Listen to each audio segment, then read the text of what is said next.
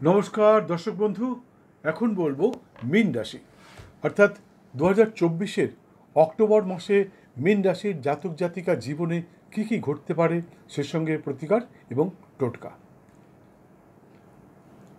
মাসের শুরুতে আপনার উপস্থিত বুদ্ধি, আপনার কর্মদক্ষতা এবং উদ্যম অনেককেই আশ্চর্য করতে পারে। শ্বশুরালয় থেকে কোনো জাতক পেতে পারেন স্থাবর সম্পত্তি বা অস্থাবর সম্পত্তিও পেতে পারেন। ভ্রাতাভগ্নির সাথে আপনার সম্পর্ক সুমধুর হতে পারে এবং তাদের সহায়তা এবং সুপরামর্শে আপনার ভাগ্যোদয় ঘটবার সম্ভাবনা প্রবল। কেউ কিনে ফেলতে পারেন নতুন জমি, বাড়ি বা ফ্ল্যাট, কেউ আবার অগ্রিম বায়না করে রাখতে পারেন। মীন রাশির বিদ্যার্থীর বিদ্যায় উত্থান পতন লেগেই থাকে, তবে এরা কখনোই অসফল হয় না, অর্থাৎ অন্যের তুলনায় পরীক্ষার ফল সামান্য হলেও ভালো করে থাকে।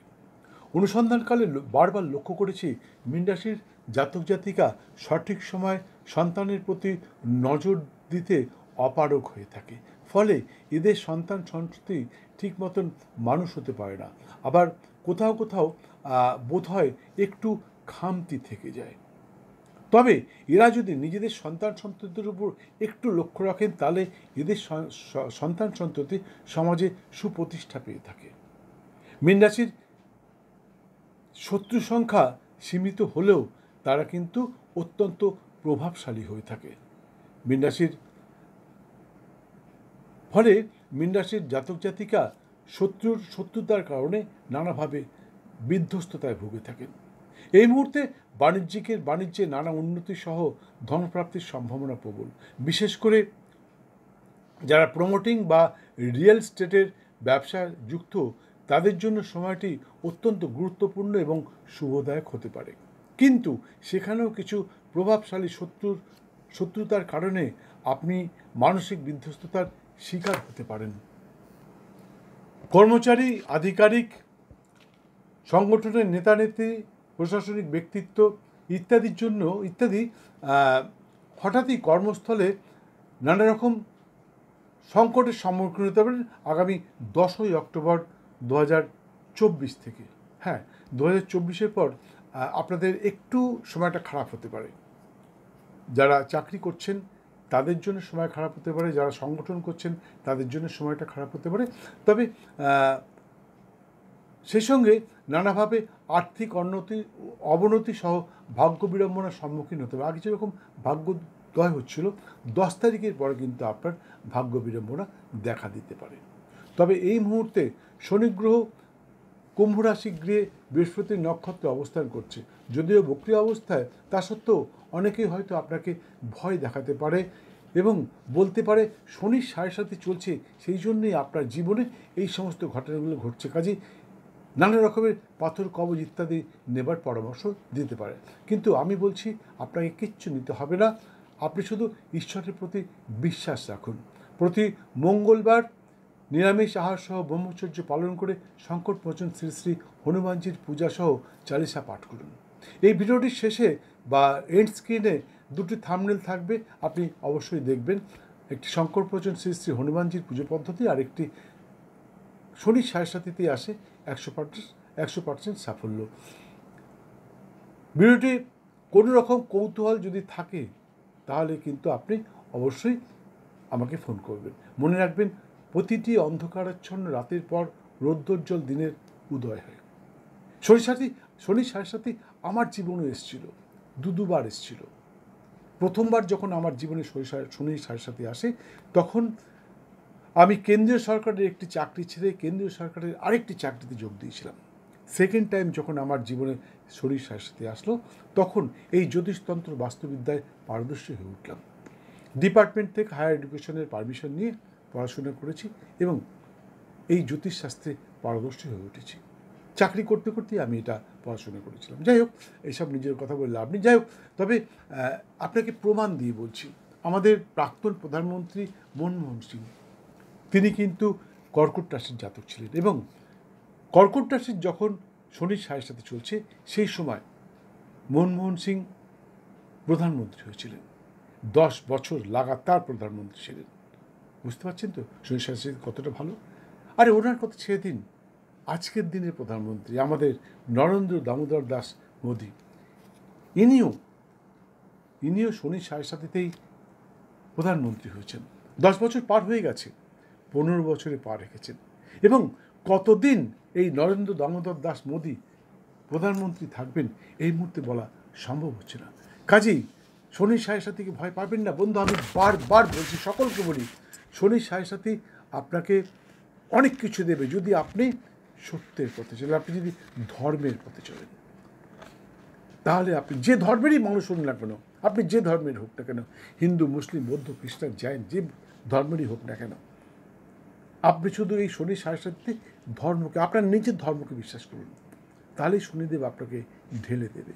আর যতটা সম্ভব তঞ্চকতার মধ্যে যাবেন না, তাহলে কিন্তু আপনার অসুবিধা হতে পারে। এবং সবথেকে বড় জিনিসটা হচ্ছে শনি 7.5-তে আপনাকে সাত্ত্বিক থাকতে হবে এবং ব্রহ্মচর্য পালন করতে হবে, তাহলে আপনার থেকে সুখী আর কেউ হবে না।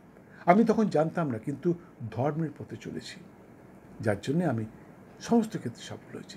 যাই হোক,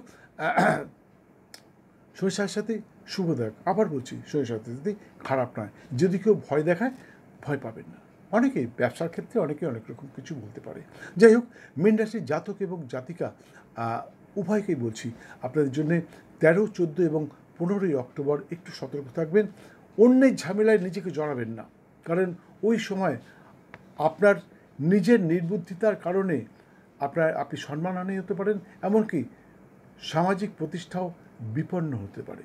তাই আবার বলছি, আগামী 14, 15 এবং 13, 14 এবং 15ই অক্টোবর মীন রাশির জাতক এবং জাতিকা আপনাদেরকে বলছি, আগামী 13, 14 এবং 15ই অক্টোবর কোনো রকম ঝামেলার মধ্যে জড়াবেন না, কোনো রকম আইন বহির্ভূত কাজ করবেন না, তাতে কিন্তু আপনার সামাজিক প্রতিষ্ঠা বিপন্ন হতে পারে।